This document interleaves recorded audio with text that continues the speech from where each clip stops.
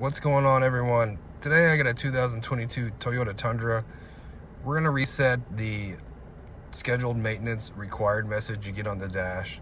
It's very simple. We're just going to use the buttons on the steering wheel here, and we're going to scroll over to the right. And we're going to get all the way to this gear symbol. That's the settings menu. We're going to go down until we see vehicle settings. You're going to press and hold down OK. Then you're going to go down. Right here it says scheduled maintenance. Go ahead, hit OK. It'll ask you if you want to reset the data. You go up, say yes. We can go back. You can reset the oil maintenance the same way.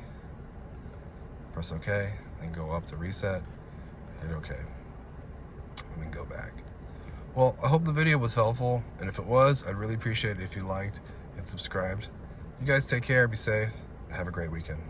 Catch you in the next video.